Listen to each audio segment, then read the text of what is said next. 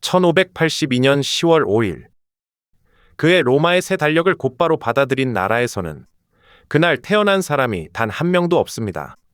그날 세상을 떠난 사람도, 혼인한 사람도, 계약서에 이름을 남긴 사람도 없습니다.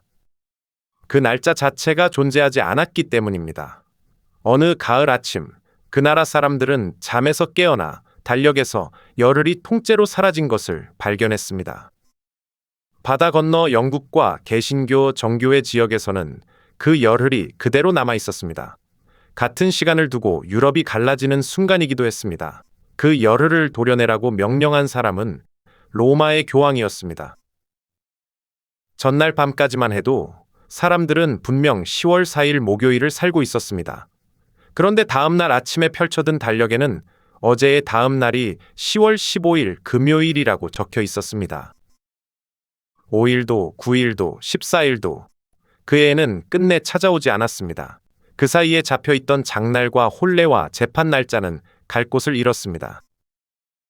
한 달치 셈을 치러야 하는 사람들은 사라진 열흘을 어떻게 세어야 하느냐고 서로에게 물었습니다. 누군가 밤사이에 시간을 열흘어치 잘라내 가버린 것 같은 기묘한 가을 아침이었습니다. 그런데 하필 열흘이라는 숫자를 계산해낸 사람은 정작 교황이 아니었습니다. 놀라운 것은 이것이 뒷골목 소문이나 후대의 음모론이 아니었다는 사실입니다. 교황 그레고리오 13세가 직접 서명한 공식 칙령이 유럽의 달력에서 열흘을 그대로 도려냈습니다. 그리고 지금 여러분의 휴대폰 화면 위에 떠 있는 오늘 날짜 역시 바로 그때 태어난 달력 위에 찍혀 있는 숫자입니다. 400년 전의 결정이 오늘 아침 우리가 확인한 요일까지 정해준 셈입니다. 그런데 왜 하필 교회의 수장이 시간에 손을 댔을까요? 시작은 어처구니 없을 만큼 사소한 오차였습니다. 1년의 길이를 계산하면서 생긴 겨우 11분이었습니다. 하루도 아니고 1시간도 아닌 11분의 어긋남이 1000년 넘게 조용히 쌓이자 교회는 부활절을 도대체 언제 지켜야 하는지조차 알 수 없는 지경에 이르렀습니다. 하늘과 달력이 서로 다른 계절을 가리키기 시작한 것입니다. 이야기는 2000년 가까이 거슬러 올라갑니다. 기원전 46년 로마의 율리우스 카이사르는 제멋대로 뒤엉켜 있던 달력을 정리하면서 1년의 길이를 365일 6시간으로 못 박았습니다. 남는 6시간을 4년에 한 번 모아 하루로 만드는 윤년 제도가 그때 생겼습니다. 당대의 기술로는 놀랍도록 정교한 계산이었습니다. 실제로 이 달력은 제국이 무너진 뒤에도 1000년 넘게 유럽의 시간을 지탱했습니다. 문제는 완벽에 아주 조금 못 미쳤다는 것이었습니다. 태양은 로마의 계산보다 조금 급했습니다. 실제 1년은 365일 6시간이 아니라 그보다 약 11분이 짧았던 것입니다. 1년에 11분이라면 세상 어느 누구도 눈치채지 못합니다. 하지만 128년이 지나면 정확히 하루가 밀리고 1000년이 지나면 달력과 하늘 사이에 일주일이 넘는 골짜기가 생깁니다. 아무도 살아서 확인할 수 없는 속도로 오차는 세대를 넘겨가며 몸집을 키웠습니다. 이 오차가 왜 그토록 심각했는지 이해하려면 325년에 니케아로 가야 합니다. 제국 각지에서 모여든 주교들은 부활절 날짜를 두고 오래도록 다투었습니다. 마침내 모든 교회가 같은 주일에 부활절을 지키자는 데 뜻을 모았습니다. 춘분이 지난 뒤 첫 보름달, 그 다음에 오는 주일이라는 익숙한 규칙과 3월 21일이라는 춘분 날짜가 있습니다.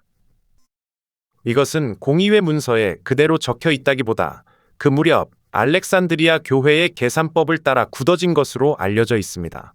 어쨌든 교회는 그 날짜를 마치 신앙의 기준점처럼 흔들리지 않는 못으로 박아두었습니다. 그런데 1500년대에 이르자 그 어긋남은 더 이상 못 본 척할 수 없을 만큼 커져 있었습니다. 낮과 밤의 길이가 거의 같아지는 춘분이 3월 21일이 아니라 3월 11일에 찾아온 것입니다. 달력은 아직 봄이 오려면 열흘이나 남았다고 말하는데 창밖의 들판은 이미 봄이었습니다. 얼음은 녹았고 나무에는 싹이 텄지만 종이 위의 숫자는 여전히 겨울을 가리키고 있었습니다. 이미 수백 년 전부터 학자들이 달력이 밀리고 있다고 경고해왔던 어긋남이 마침내 누구의 눈에도 보일 만큼 자라 있었던 것입니다. 이것은 천문학자들만의 문제가 아니라 곧바로 신앙의 문제가 되었습니다. 부활절은 교회력 전체의 축이라 사순절과 성령 강림절까지 그 날짜 하나에 딸려 움직이는데 그 기준이 되는 춘분 자체가 하늘과 열흘이나 어긋나 있었습니다. 로마가 지키는 부활절과 하늘이 가리키는 부활절이 서로 다른 주에 놓이는 해가 나타났습니다. 사제들은 봄이 올 때마다 낡은 계산표를 붙들고 밤늦게까지 씨름해야 했습니다. 달력이 틀린 것이 아니라 달력만 혼자 아주 천천히 뒤처져 걷고 있었던 것입니다. 이 어긋남은 13세기부터 이미 알려진 문제였지만 300년 가까이 아무도 결단을 내리지 못했습니다. 해결책을 마침내 설계한 사람은 정작 교황이 아니었습니다. 이름조차 널리 알려지지 않은 남부 이탈리아 칼라브리아의 의사 알로이시우스 릴리우스였습니다. 그는 환자를 돌보는 틈틈이 천문표를 들여다보며 오차를 오래도록 붙잡아 둘 규칙을 고안했다고 전해집니다. 그러나 자신의 계산이 세상에 받아들여지는 것을 끝내보지 못하고 눈을 감았습니다.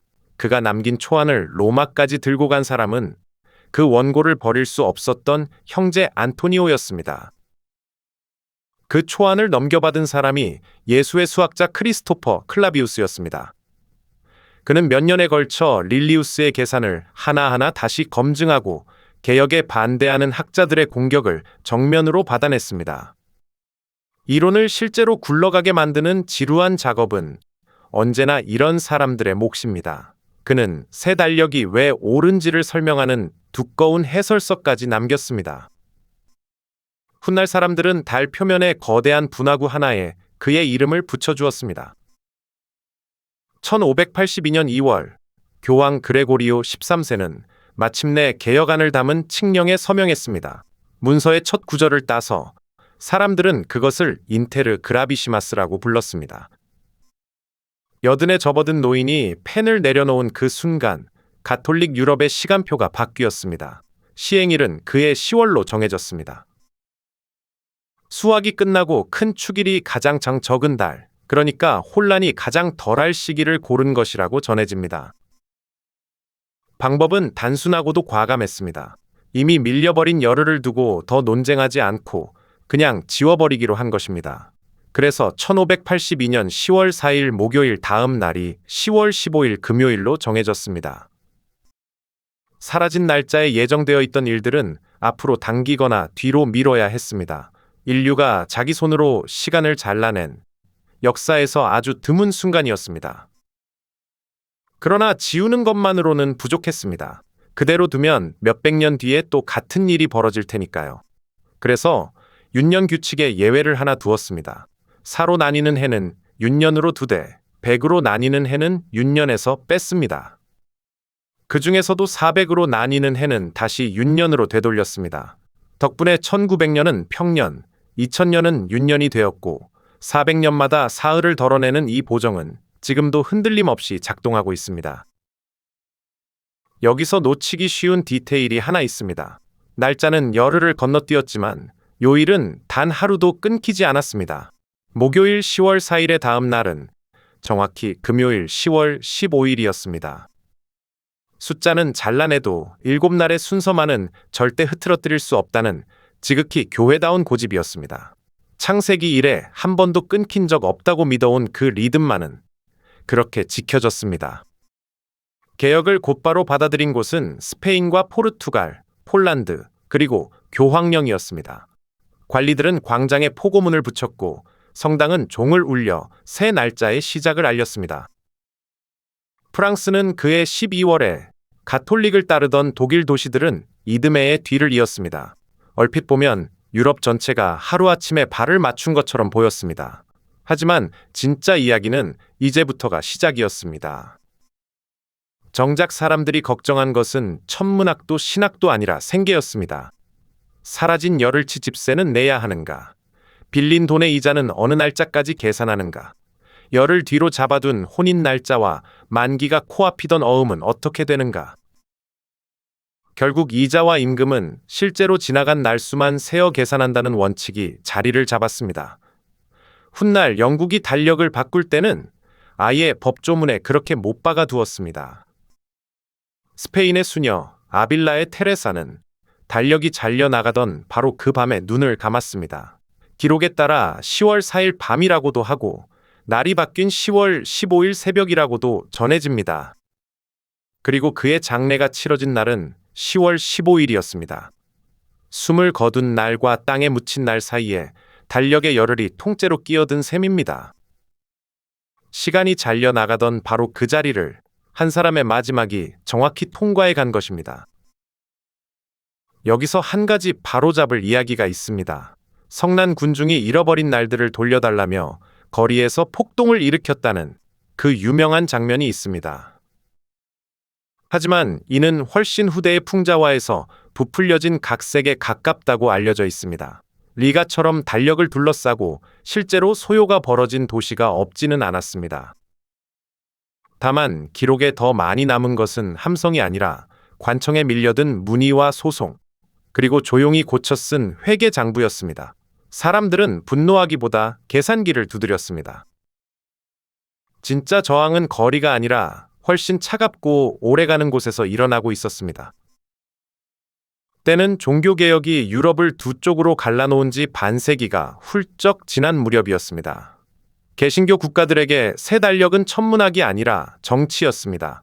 계산이 옳다는 것은 그들도 알고 있었습니다. 다만 로마가 정해준 시간표에 순종하는 순간 교황의 권위를 인정하는 꼴이 된다고 여겼습니다. 그래서 그들은 하늘이 아니라 자존심 쪽에 달력을 맞추기로 했습니다. 당시 개신교 진영의 태도를 두고 차라리 태양과 어긋날지언정 교황과는 맞추지 않겠다는 말이 전해집니다. 훗날 천문학자 케플러가 그들을 두고 남긴 표현으로 흔히 인용되는 말입니다. 지금 들으면 우스운 고집처럼 들립니다. 하지만 당시 사람들에게 달력은 단순한 종이가 아니라 누가 세상의 질서를 정하는가를 보여주는 깃발이었습니다. 날짜를 바꾸는 일은 곧 어느 편에 설 것인지를 온 나라에 공표하는 일이었습니다. 그렇게 200년 가까이 유럽에서는 국경을 하나 넘을 때마다 날짜가 어긋났습니다. 처음에는 열흘이었던 차이가 1700년대에 들어서는 열하루로 더 벌어졌습니다. 상인들은 계약서 한 장에 2개의 날짜를 나란히 적어야 했습니다. 외교 문서에는 늘 2줄이 필요했고 편지에는 보낸 날이 2번 적혔습니다. 같은 강을 사이에 두고 이쪽 마을은 10월인데 건너편 마을은 아직 9월인 그런 풍경이 실제로 존재했습니다. 유럽은 한 대륙 안에서 2개의 시간을 살았습니다. 영국은 끝까지 버티다가 1752년에야 굴복했습니다. 그 사이 오차가 더 쌓여 이번에는 열흘이 아니라 열하루를 지워야 했습니다. 9월 2일의 다음 날이 9월 14일이 되었습니다. 세금 납부일과 계약 만기, 임대차 기간이 한꺼번에 뒤엉키면서 관청은 한동안 몸살을 앓았습니다. 영국의 소득세 과세 연도가 4월 6일이라는 어정쩡한 날짜에서 시작하는 것도 그때 밀려난 열하루에 1800년의 윤년 차이 하루가 더해진 결과로 설명됩니다. 가장 처참했던 나라는 스웨덴이었습니다.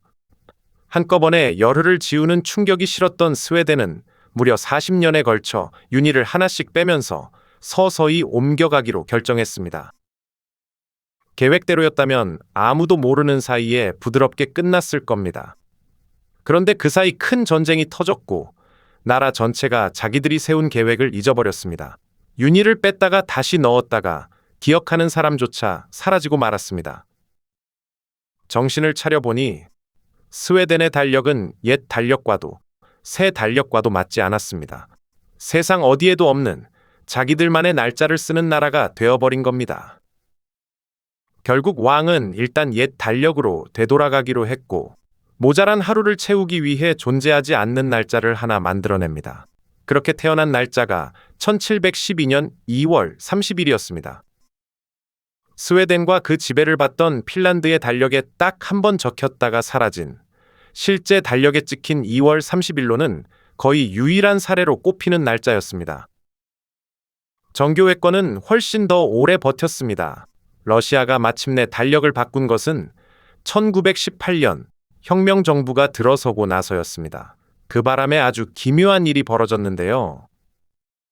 러시아 혁명사에서 가장 유명한 사건, 10월 혁명의 기념일이 그 후로는 해마다 11월에 돌아오게 된 것입니다.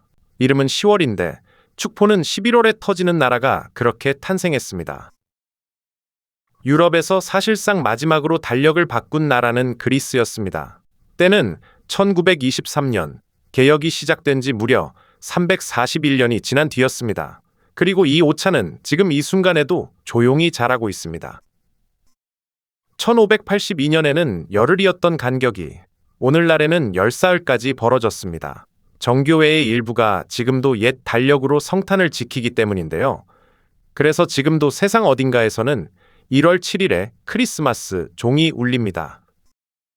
돌아보면 이 모든 일이 아이러니합니다. 애초에 개혁은 부활절을 니케아가 정해둔 제자리로 되돌리기 위해 시작됐습니다. 그런데 결과적으로는 그리스도의 부활을 기념하는 날이 지금까지도 둘로 갈라져 있습니다. 어떤 해에는 그 차이가 한 달을 넘기기도 하고요. 하늘과의 어긋남은 바로잡았지만 사람들 사이의 어긋남은 끝내 바로잡지 못한 셈입니다. 우리는 시간을 자연이 준 것이라 믿습니다. 해가 뜨고 지는 일에 인간이 끼어들 자리는 없어 보이니까요. 하지만 달력은 자연이 아니라 합의입니다. 누군가 밤새 계산하고 누군가 그 계산에 서명하고 수많은 사람이 그것을 받아들이기로 했을 때 비로소 오늘이 됩니다. 우리가 매일 당연하게 쓰는 날짜는 사실 400년을 버텨온 하나의 약속입니다. 1582년의 열흘은 사라진 것이 아닙니다. 우리가 함께 건너뛰기로 약속한 것입니다. 그러니 지금 화면에 떠 있는 오늘 날짜 역시 400년 전 누군가가 등불 아래에서 밤새 계산해 우리에게 건네준 결과인 셈입니다. 시간은 그렇게 사람의 손을 거쳐 우리에게 도착했습니다. 오늘 이 이야기가 흥미로우셨다면 구독으로 다음 이야기도 함께 건너가 주세요.